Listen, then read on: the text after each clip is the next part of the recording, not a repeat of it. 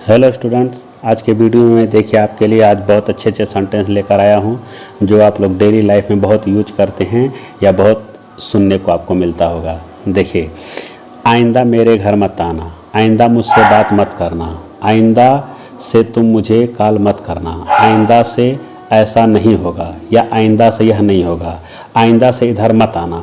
ठीक है ना, एक टाइप का ये है। दूसरा टाइप देखिए, किसके कहने पर तुमने मेरे फ़ोन को छुआ, किसके कहने पर तुम यहाँ आई हो, किसके कहने पर वह बाजार गई है, तुमने किसके कहने पर गोली चलाई है। ठीक, मोहन के कहने पर उसने तुम्हें मारा। ठीक है ना, मोहन के कहने पर उसने तुम्हें मारा। अपने पापा के कहने पर मैंने इस स्कूल में एडमिशन लिया है, तुम्हारे कहने पर मैंने चोरी किया है। तो इस टाइप के सेंटेंस जो हम लोग डेली लाइफ में बहुत यूज करते हैं, तो आज के वीडियो में हम लोग इसी को सीखेंगे। तो चलिए शुरू करते हैं आज का वीडियो मेरे साथ। तो चलिए आज का वीडियो शुरू करते हैं। देखिए, पहला स्ट्रक्चर है कि कोई भी सेंटेंस आप बोलते हैं जिसमें आइंदा शब्द आता है। आइंदा मेरे घर मत आना, आइंदा मुझसे बात मत करना, आइंदा मुझसे दूर रहना। ठीक, आइंदा मुझसे कॉल मत करना। ठीक है, तो ऐसा कोई भी सेंटेंस जिसमें आइंदा शब्द आता है, इसका इंग्लिश हम लोग कैसे करते हैं। ठीक है ना, तो चलिए हम लोग आज शुरू करते हैं आज का पहला स्ट्रक्चर। देखिए अब इसमें एक वर्ड आ रहा है, अगर आप ध्यान देंगे तो आ रहा है आइंदा। आइंदा, अगर आप इस शब्द पर विचार करिए तो देखिए, आइंदा का मतलब क्या होता है। आइंदा का मतलब होता है अब से। क्या होता है? अब से। आइंदा मेरे पास मत आना, इसका मतलब क्या हुआ? अब से मेरे पास मत आना। या इसको हम ऐसे भी कह सकते हैं, आगे से मेरे पास मत आना। ठीक है ना, तो आइंदा का मतलब होता है अब से या आगे से। आइंदा मेरे घर मत आना मतलब अब से मेरे घर मत आना, आगे से मेरे घर मत आना। ठीक है ना। अब मान लीजिए अगर हम इसको इंग्लिश में ट्रांसलेट करते हैं, तो अगर हम इसको इंग्लिश में ट्रांसलेट करते हैं, देखिए मेरे इस वीडियो में किसी भी मेरे वीडियो में आप देखेंगे तो हम कोई भी चीज़ को जड़ से समझाने का प्रयास करते हैं ताकि आप अपने पैर पे खड़े होइए और स्वतः उसको बनाइए। तो देखिए, अगर हम तो क्या बोलें, आइंदा का मतलब अब से, आगे से, या इसको हम ऐसे भी कह सकते हैं आज के बाद। आज के बाद, ये सब एक ही चीज़ है। मतलब कहने का ये है कि आइंदा का मतलब अब से भी होता है, आगे से भी होता है, आज के बाद भी होता है, सबका सेंस एक ही है। ठीक है ना। अब देखिए, जब हम इसको इंग्लिश में ट्रांसलेट करेंगे, ठीक है ना, तो इस आइंदा की इंग्लिश होती है, देखिए इस आइंदा की इंग्लिश होती है एज ऑफ नाउ। हो गया, आइंदा की इंग्लिश होती है एज ऑफ नाउ या अब से या आगे, चाहे जो समझिए। इन तीनों का सेंस, चारों का सेंस एक ही है। ठीक है, तो इसकी इंग्लिश होती है एज ऑफ नाउ। जब हम ट्रांसलेट करते हैं तो पहले लिखेंगे एज ऑफ नाउ, इसका मतलब क्या होगा? आइंदा से।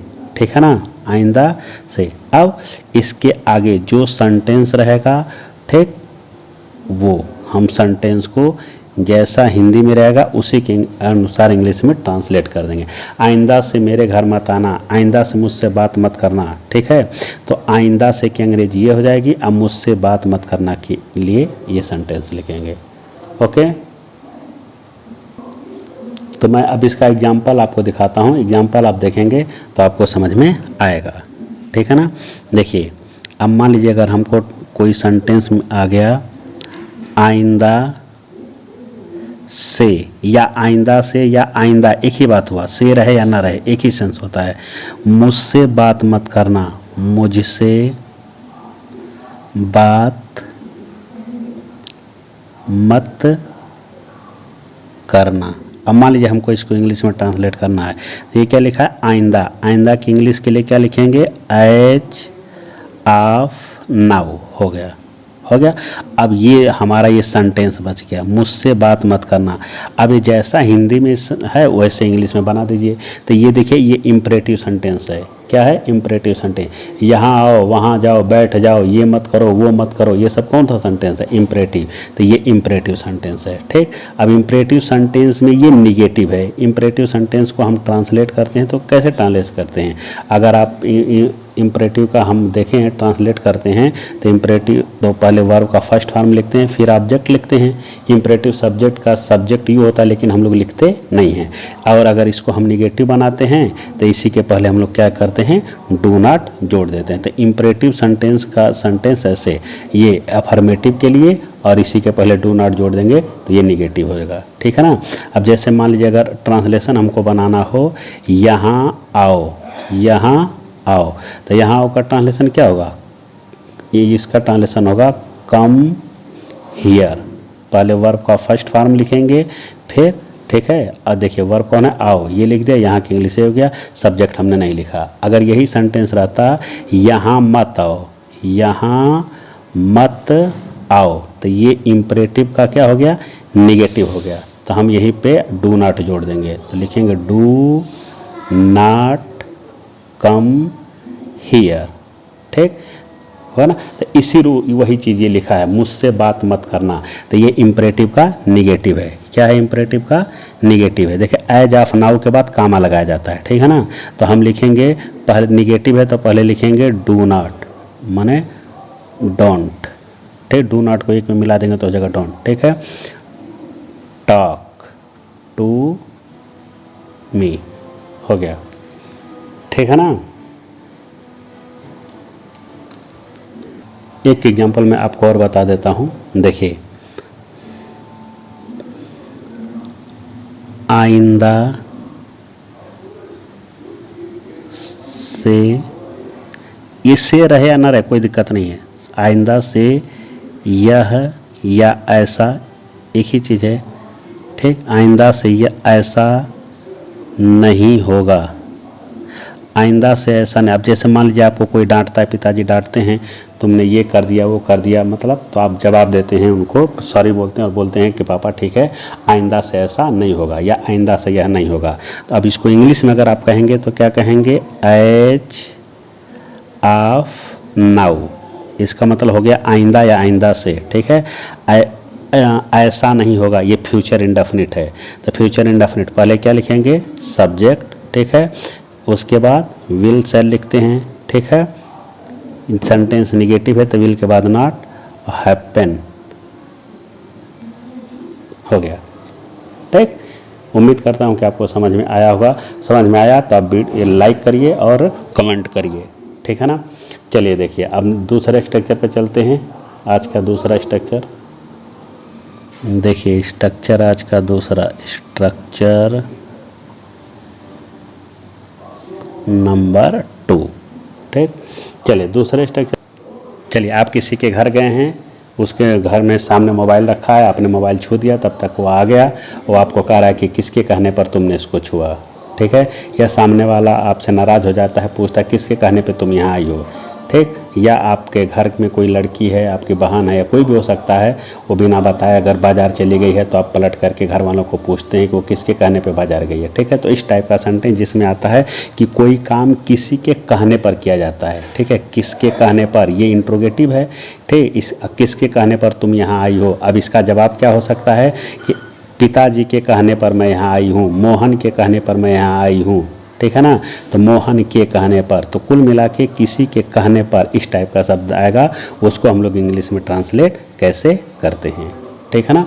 चलिए देखिए, तो अब इसमें जो आ रहा है कि के कहने पर, अब इस के कहने पर की इंग्लिश होती है, देखिए के मैं पहले लिख देता हूँ, के कहने पर, ठीक है ना। चलिए देखिए, के कहने पर, अब इसकी इंग्लिश होती है एट द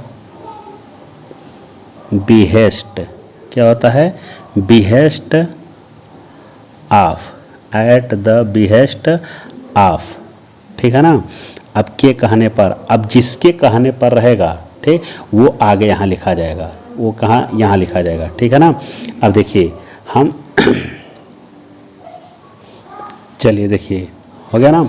अब जैसे जिसके कहने पर रहेगा वो यहाँ लिखा है, जैसे मोहन के कहने पर eight the behest of Mohan, तुम्हारे कहने पर eight the behest of you, मेरे कहने पर एट द बिहेस्ट ऑफ मी, मेरे कहने पर तो मी लिखा जाएगा, माई नहीं, क्योंकि ये ऑफ प्रीपोजिशन है, प्रीपोजिशन के बाद ऑब्जेक्टिव कैसा आएगा, ठीक है ना।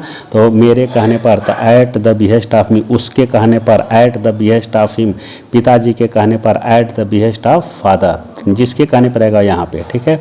इसको हम ऐसे भी लिख सकते हैं, ठीक है ना। देखिए इसी को हम चाहें तो ये आप हटा सकते हैं, आप हटा करके देखिए अब जिसके कहने पर रहेगा यहाँ पर देखिए, या तो कोई नाउन हम लिखेंगे, ठीक, या तो कोई हम लोग प्रोनाउन लिखेंगे, ठीक, ऐसे लिखेंगे। अगर हम इस आफ को हटाना चाहें, इस आफ को हटाना चाहें तो देखिए ये नाउन यहाँ चला जाएगा, कहाँ चला जाएगा, यहाँ, ठीक, और ये आफ हट जाता है। और आपको पहले से मालूम होगा कि आफ को अगर हम हटाना चाहते हैं तो वहाँ एपास्ट्रॉफी लगा देंगे, मतलब आफ को एपास्ट्रॉफी से रिप्लेस कर सकते हैं, ठीक। तो ये जो नाउन है ये यहाँ चला जाएगा, ठीक, और ये आफ हट जाएगा और इसी के बदले में एपास्ट्रॉफी उसी नाउन में जोड़ देंगे, ठीक है।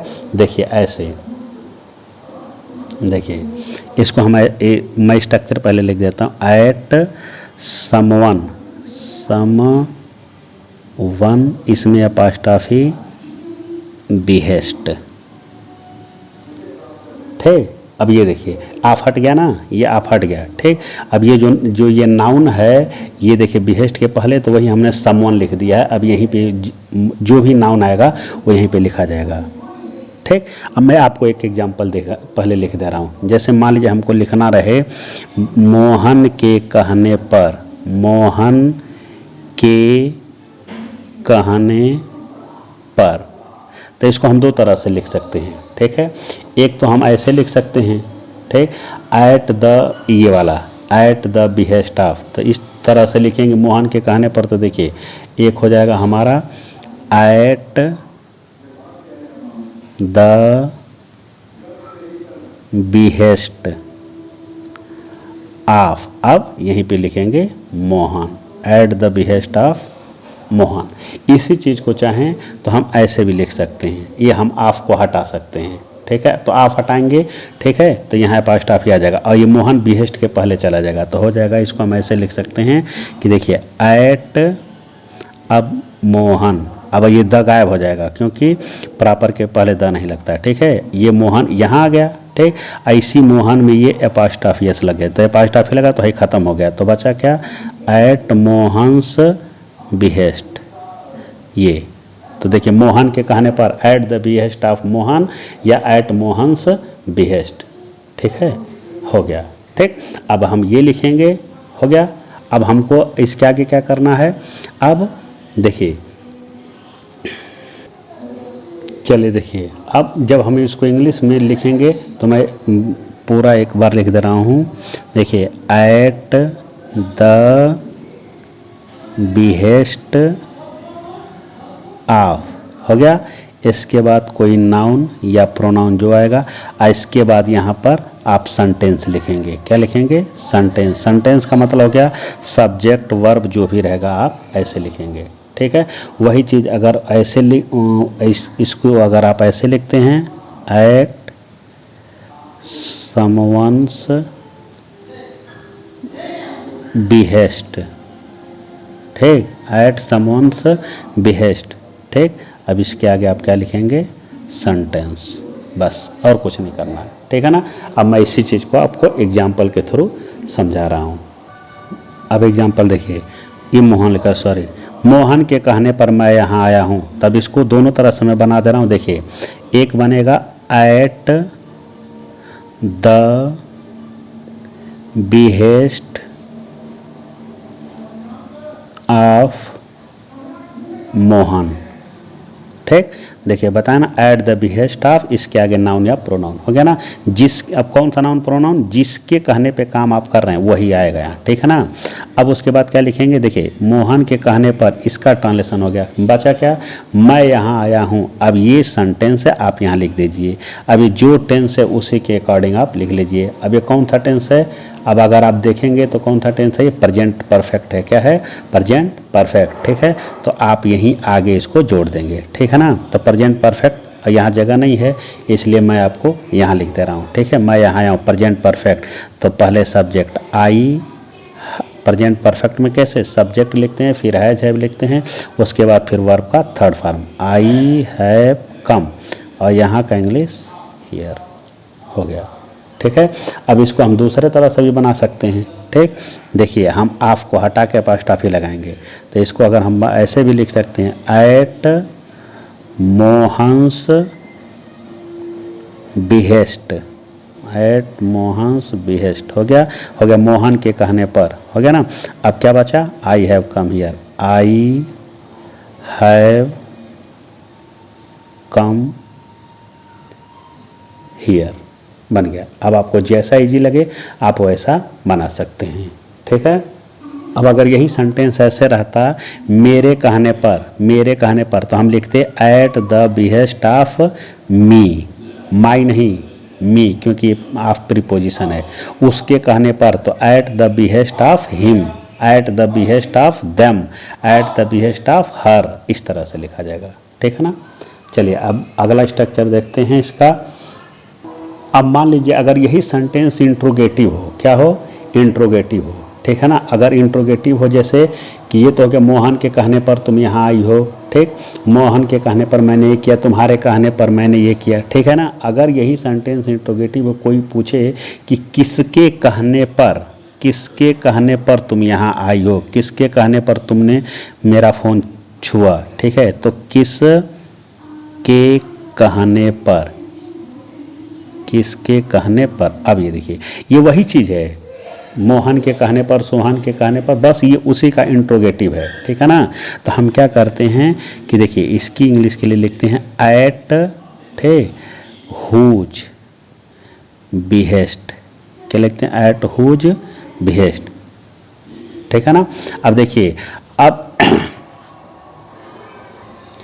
जैसे इसको आप समझिए, लिखा है कि मोहन के कहने, देखिए मोहन के कहने पर मैं यहाँ आई हूँ, तो ये हमने लिखा ना एट मोहन तो बिहेस्ट। अब तो ये तो आपको आंसर मिल गया कि मोहन के कहने पर आए। अगर इसी को पूछा जाए कि किसके कहने पर, तो यही हट जाएगा और यही किसके के अंग्रेजी के लिए लिखेंगे हुज। ये मोहन किस केस में है, ये पजेसिव केस में है, क्योंकि यहाँ पर स्टॉफी लगा है, तो हम यहाँ क्या लिखेंगे, हुज लिखेंगे, क्या लिखेंगे, हुज। और हुज किस केस में है, पजेसिव केस में, मतलब पजेसिव को पजेसिव से रिप्लेस किया जाएगा, ठीक है ना। तो उसी तरह से किसके कहने पर, तो देखिए ठीक एट वही रहेगा और ये किसके की इंग्लिश के लिए क्या लिखेंगे, हुज, ठीक, बिहेव। अब आगे हम यहाँ पे कोई जो सेंटेंस रहेगा वो सेंटेंस हम यहाँ पे लिख लेंगे, ठीक है ना। अब एग्जांपल देखिए, ठीक। अब यहाँ सेंटेंस लिखेंगे, लेकिन ये इंट्रोगेटिव का स्ट्रक्चर क्या होता है, ठीक है। इंट्रोगेटिव का देखिए ये आपका क्वेश्चन वर्ड हो गया, क्या हो गया, क्वेश्चन वर्ड, ठीक है ना। तो इसके बाद हम लिखेंगे हेल्पिंग वर्ब, फिर क्या लिखेंगे, सब्जेक्ट, फिर क्या लिखेंगे, मेन वर्ब, फिर क्या लिखेंगे, ऑब्जेक्ट। यहाँ सेंटेंस का मतलब ये है, मैं इसको काट दे रहा हूँ, आप ऐसे सीधा समझिए, एट हुज बिहेस्ट, उसके बाद हेल्पिंग वर्ब, फिर सब्जेक्ट, फिर मेन वर्ब, फिर ऑब्जेक्ट, ठीक। अब इसको एग्जाम्पल के थ्रू समझिए, ठीक। देखिए किसके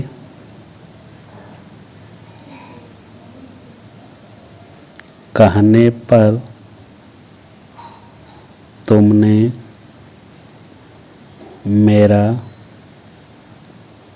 फोन छुआ, किसके कहने पर तुमने मेरा फोन छुआ, ठीक है ना। अब देखिए इसको लिखेंगे किसके कहने पर, एट हो गया। अब किसके की इंग्लिश लिखेंगे, हुज और बिहेस्ट, एट हुज बिहेस्ट बन गया।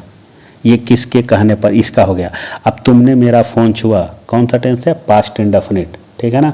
तो पास्ट इंडेफिनिट है तो ये, लेकिन हमको इंट्रोगेटिव लिखना है, तो देखिए क्वेश्चन वर्ड, ये आपका क्वेश्चन वर्ड, इसके बाद हेल्पिंग वर्ब, पास्ट इंडेफिनिट का हेल्पिंग वर्ब क्या होता है, डेड होता है। उसके बाद सब्जेक्ट तुमने, यू, फिर वर्ब मेन वर्ब, तो छूना, छूना की इंग्लिश टच, फिर ऑब्जेक्ट मेरा phone, my phone, my phone लिखिए या माई मोबाइल लिख लीजिए, दोनों सही है,